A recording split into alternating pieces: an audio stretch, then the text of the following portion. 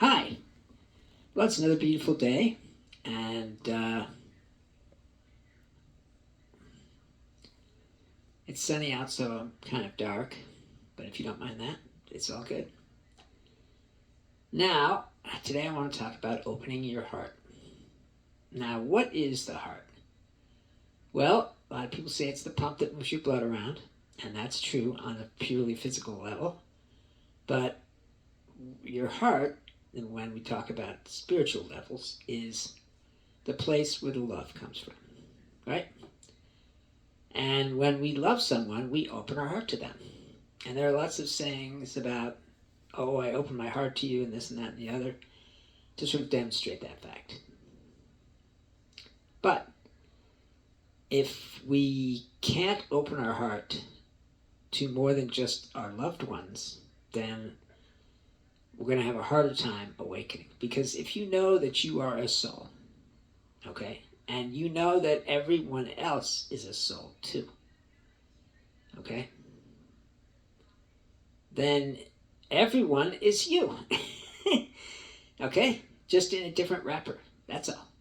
So, how do we open our heart in a way that allows us to be okay? Because if we open it all the way, maybe we'll get hurt. And that's why we armor it to begin with. Okay? So, try and remember who you are. Try and remember that you are a soul. As long as you think that you're a person, then it's okay not to have an open heart. It's fine. Okay? But you're not going to receive what you want, which is love. Right? And I'm not talking about necessarily the love of a man and a woman or the love of a mother and son or whatever it is, but just generally speaking, love from the community, let's say. And if your heart is closed, then basically you're a stranger in the community because you're not doing anything for anybody and nobody's doing anything for you. Anyway, so how do we open our heart? Well, for one thing, knowing who you are and knowing who everyone else is. Now, you don't have to believe me that you are a soul. Surely you've been in the woods and felt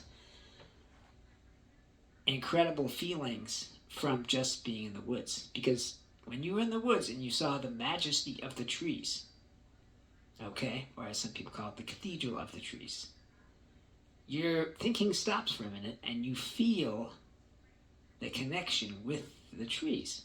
The trees are life forms just like you, and therefore you feel a connection with those life forms. Okay, and that opens up the place where love comes through. Okay, so we know that it's possible, okay, to open that up, but we have been armored since childhood to not open it, or to open it only to a select few. Now, I know this is a hard topic to think, oh, my heart is open. I give to the community all the time, blah, blah, blah. Well, that's fine. I'm not saying there's anything wrong with that. But if you're not in the process of awakening, then the heart is preternaturally armored. And you can't undo that armor just by saying, oh, I help. I do this, I do that. You know, that's not how you do it. Okay? I'm sure you do donate and do stuff. I'm not saying anything but bad about that. What I am saying is that you need to open your heart. You need to realize that you are one of one. Because everyone is you, and you're everyone else, because everyone is God, and you're God too. Not in the sense of, I am God, worship me, or anything like that, but in the sense of knowing that you're a soul, and knowing that everyone else is a soul. Okay? Everything that's alive is a soul. So that's how we open our heart. Now, just knowing that you're a soul is hard because you've always been taught that you're a person, right? I mean, I get that. But if you try to imagine being a soul instead of a person, okay, I think you'll see that that's a better life. Anyway, so why is it good to open your heart? Well, there's a lot of good reasons. Number one, service. Service is what you do for other people, okay, that need it. That's it. Like, for instance, if you give to homeless shelters, that's part of service. But really, time is what service is. You spending time helping other people. That's it. Okay? And part of awakening is doing service to those who are suffering. When you are awakened, you will tell immediately, or you can tell immediately, what you can do. What your heart will call to you, your soul will call to you, and you'll know what you have to do to alleviate that suffering. And this is what I'm doing because of that, okay? To alleviate the suffering. That's the whole gain of this podcast. Or it's not a podcast, it's just videos. Anyway, the point is that you have, a calling once you have begun on the spiritual path. You don't necessarily have to awaken all the way, but you have a calling. And that calling is to help alleviate suffering. That's it. Okay? And that is why you need to open your heart. Because unless you can open your heart, you cannot help alleviate suffering. No matter how much money you give or time you give to whoever that needs it, if you're not giving with an open heart, then it kind of isn't really doing anything. I know this is hard to try to understand. It's just the way it is. Now, if you are sad or unhappy or feeling like life isn't working out for you or feeling like you don't fit in or you're not complete, you're not enough, then that means you don't know who you are. That's all it means. Okay? And so, what do we have to do about that? Well, accept that you don't know who you are. Accept that. Just accept that you don't know who you are. And when you do, you'll have to go on a quest to find out who you are. And the only quest that works is the spiritual quest. Okay? The spiritual journey. Okay? And the more the time goes by, the more the suffering mounts up. And so, eventually, you're going to want to alleviate it in yourself. Okay? And you can start by not doing things that cause suffering in others. Okay? Knowing how someone else would feel because of your actions is part of the awakening. Okay?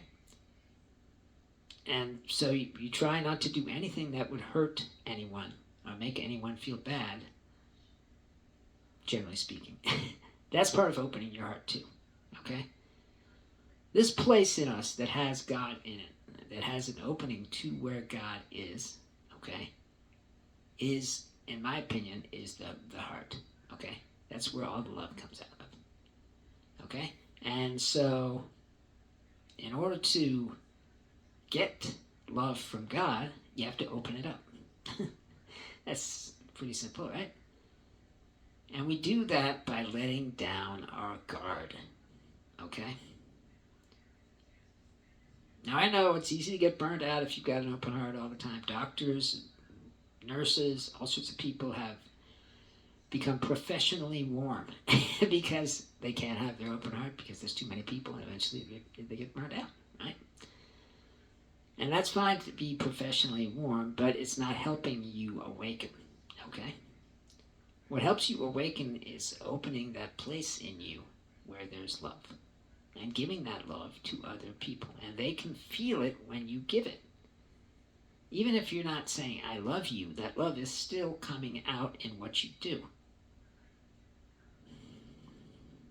I mean, that's just the way I see it. Now, suffering is caused by really a lot of things, but mainly by the clinging of the mind. Okay? And a way to relieve that suffering is to help get people free. That's what I'm doing. I hope, anyway. And so that's one way of opening your heart to all mankind and giving them something to help them get free. That's what I'm doing. But it's not necessarily going to do the job, okay? I go out and I talk to homeless people. I talk to people if they need a meal. I give them one, so on and so forth. Even though I'm not a rich man, I can still give somebody a meal, okay? Because my heart is open to their plight, okay? If they're hungry, I give them a meal, okay? If they need water, I buy them a bottle of water. Whatever they need that I have that I can give to them, I do, okay? And that's my service. I'm not trying to say anybody has to do service. You don't have to do service, but you're going to want to do service as the awakening gains more momentum, which it will. Once you have started to awaken, once you have realized that there is a better way, it's going to happen, okay? Regardless of how slow it happens, it'll still keep happening, okay? Because it's part of life. Whether you want to awaken or have any interest in awakening, you're gonna eventually awaken, even if it's on the deathbed. Okay? And because that is what the world is trying to do. The universe is trying to awaken. The universe is trying to raise the level of consciousness. And it does that through us and other intelligent beings that live on other planets somewhere in the galaxy or the universe. Okay?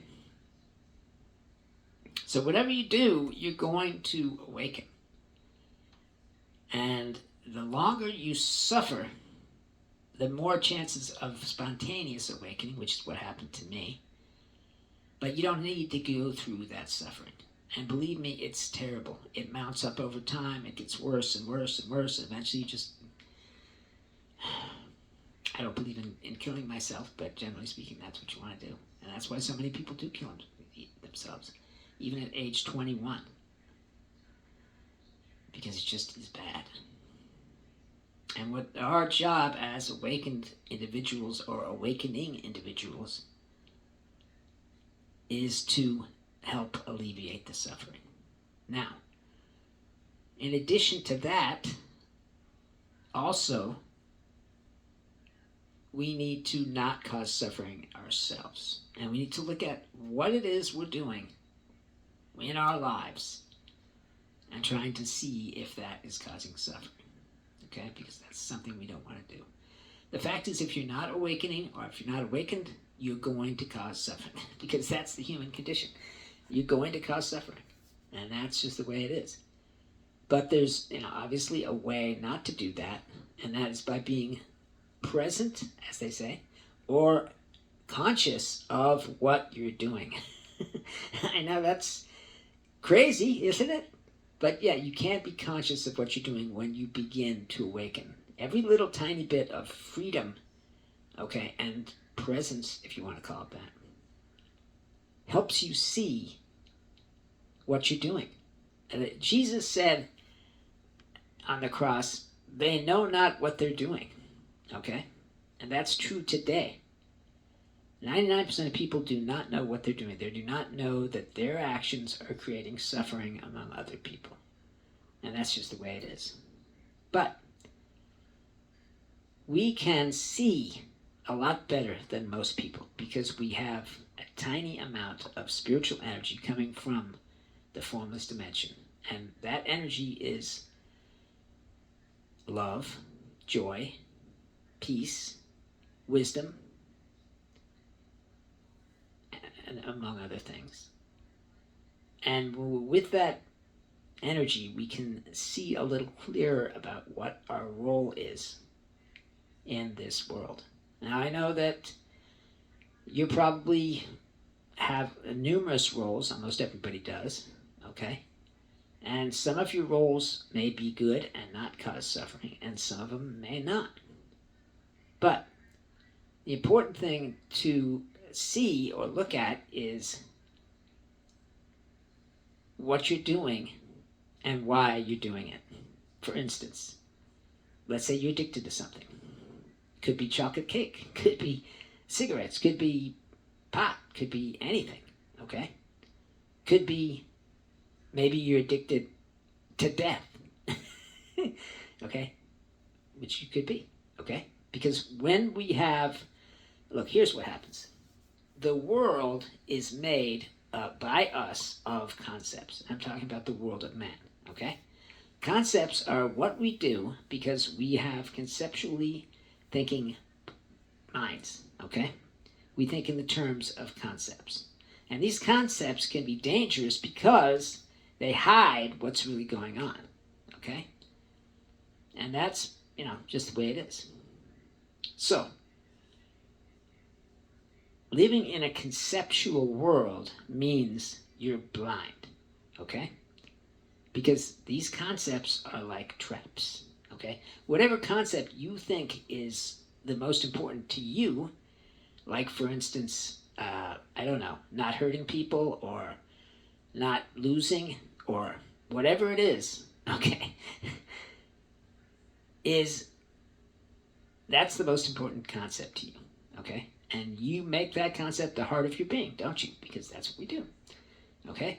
And so these concepts don't let us see what we're doing because we can hide what we're doing behind the concept, okay? A real easy explanation for that is a husband tells his wife, I'm going out to play golf. Okay?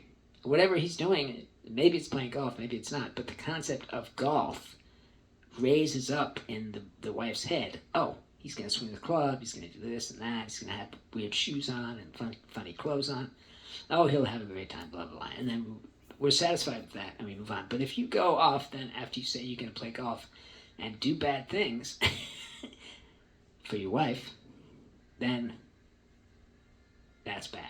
So that's a way of using concepts to hide what we're really doing, okay? And a wife can do the same. I'm going to play tennis. What she's really going to do is, it doesn't really matter, okay? But these conceptual things that hide the truth from us aren't really good, okay? And that's just the way it is, okay? And one way of having your heart closed is by believing in concepts, okay? Believing that the concept is king. That's just what we believe, okay? Now, like I said before, all this stuff is interwoven, okay? Your heart and the deception that you're living under, because that's what you're living under. Even though you may not be deceiving anyone, you're still living under the deception of concepts. And this conceptual thinking that we have, okay, is bad for us. That's why stopping the thinking is what's really important in awakening. And we do that by various ways. Anyway, so opening our heart is how we can really see what is going on. And that means what our actions are doing. Because if you are giving with an open heart, you're not going to do anything bad, okay? Or even if you're just helping with an open heart. You cannot do evil deeds with an open heart. It just doesn't work, okay? So having that open heart is really important to your need not to cause suffering, okay? At least my need not to cause suffering. I don't know what everybody's level of awakening is, how far they've been on the spiritual path or whatever, but generally speaking, once you get on the spiritual path, you get a tiny bit of freedom every time you overcome a challenge, okay? And that tiny bit of freedom is transforming. Sorry about that. So, try to realize that you are a soul. And that soul is God. It's a part of God. I mean, you can say, "Oh, this little finger is God, is me." Okay, yes, it is. It's a part of me. If you chop this little finger off, it wouldn't be me anymore, right? I'm not saying anything about me being God or anything else. I'm just trying to point out easy examples on how this stuff works, and that means just trying to be the best you can be. That's what that means, okay? And really, that's not necessarily easy. That's why all these people, like, various people, I don't know all their names, have self-help books to try and help people be better. But you know what? They don't work, really. They don't. You can ask anybody who was at Tony Robbins' event if they still feel the same way they did after that, and they'll tell you no. It was thrilling. It was good. But now, does it make any difference in your life? No. Okay, because self-help doesn't work. The only thing that does work is self-examination. By examining what you're doing and what effect it's having on other people. We go through life blithely, not caring about effects. Chop down a rainforest here. Don't care about the native people living in that rainforest who have their living based on what's in that rainforest. Okay? And now they don't have a living anymore because you chopped it down because you needed wood for your teak deck on your $90 billion yacht or something. I mean, the point is that by chopping down the rainforest, you are creating suffering, not just in the trees, obviously, who have souls, but in the people who live there. Okay? And the same goes for everything else that we do, which we do a lot of different stuff, and most of it is harmful to the planet or the people living on it. So, what we try and do is see or understand. There's a word from an old science fiction book, grok, which has been taken over by Elon Musk. But what it means is to really, really, really understand to the heart of your being. If you grok it, then you really understand it, okay? So anyway, it doesn't matter what you call it. But seeing or understanding or grokking something about yourself is how you grow, okay? And believe me, when I woke, I had so many surprises that I didn't even understand at the moment, but that slowly sank in. Because I started seeing things about myself that I had no idea were there. So that's just the way it goes. And you could say to yourself, well, I was a terrible person. I cut down the rainforest. I didn't help the homeless, whatever. Okay, in the past. The past doesn't exist. So don't feel bad about what you didn't do in the past or did do. Okay? Because it doesn't exist. It is gone. Just like this moment right here. Gone.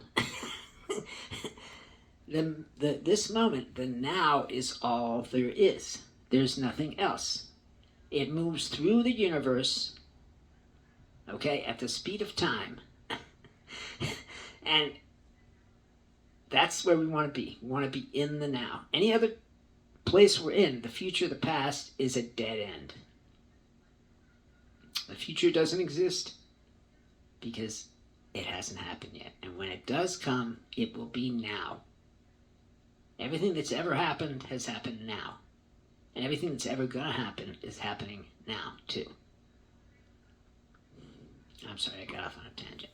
So, try and open your heart as much as you can. Try and feel God's presence in the formless dimension, which you have an opening for in your soul. Okay?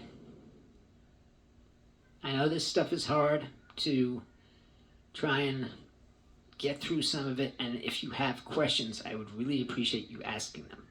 I love getting comments from everybody. It's great, but what I need from you guys is questions, because I'm trying to help you wake up, and unless you know and understand and grok what I'm saying, that can't happen. So if you have any questions about anything I've said in this or any other video, then please send me a comment with the question. This stuff is hard to understand, and sometimes, especially because of who we are, it becomes harder. Everything, as I said in the last video, is made our own. Every experience that comes in, we make it our own. Okay? And this information that I'm giving you, you're making it your own right now. And you may need clarification on any of it, which I want to help you with. Okay? So,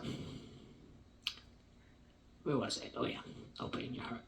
Now, this has a lot of benefits for your life, okay? Because everyone that you deal with an open heart will feel better after dealing with you. And eventually, you'll have people who love you, even though you don't really know them, because you dealt with them with an open heart, okay? Because when you give somebody love, then they give love back in return. Even if you don't get that love by being there. You hand a homeless guy a turkey rye, and you walk off. And he enjoys that sandwich, and he loves that sandwich, and he's like, oh my God, this guy gave me this cool sandwich. I love that person, you know. And that love, regardless of whether or not you're actually receiving it by them saying it to you, gets to you, okay? Because the universe is very transmittable, okay? And everything in the universe is transmittable, and that includes love, okay? And all that love that you have given out to everyone eventually comes back to you, okay? Which makes you happy. That's what it does, all right? And so part of the benefit of, opening your heart is the love. And part of the benefit is knowing that you're not making any suffering happen around you. Think of what you do as a big circle, okay? And that circle is like a wave, and it keeps going out. And if you're doing suffering, if you're causing suffering, that suffering is going to keep coming out from you. Okay? That's just the way it is. Okay? And everyone, believe it or not, can feel that. Okay? And it's not a good feeling, believe me. Trump right now is causing so much suffering, and believe me, the people closest to him can feel that. Whether they know they're feeling it or not is regardless. Okay? But when you are giving love, okay, then you have a wave of love going out from you in all directions, okay? Which is going to hit people. And they're going to feel good because they've gotten some of that love. And then, of course, it comes back to you in a wave, too. That's just one of the many benefits of awakening. I can't convince you to awaken. I mean, that's just the way it is. I can't do it. Only you can decide what's important to you. Okay? Do you want to live with the constant thoughts of terrible things that you think about? Do you? Or do you want to live with love? Those are your options. If you don't get on the spiritual path, you are going to have the thoughts. I met a guy, he told me about all these perverted thoughts he has, and they just keep coming. They keep coming and coming and coming, and there's nothing he can do about it. Okay? That's what he said to me. And what I said to him is, yes, there is something you can do about it. Get on the spiritual path.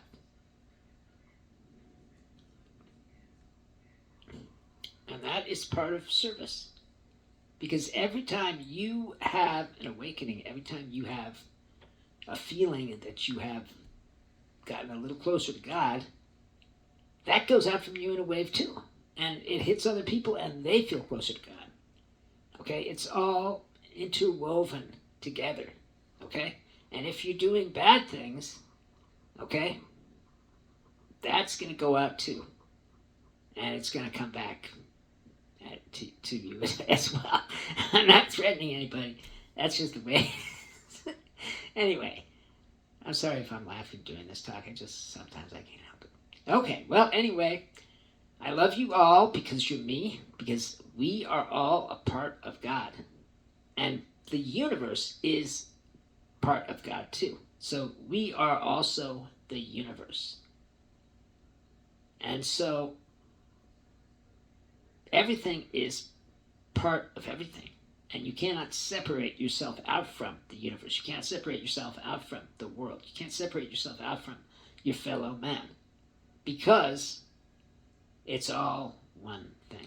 And if you try to separate yourself, if you're not awakened, then you're separated. But that's not going to cause you happiness. That's going to cause you unhappiness.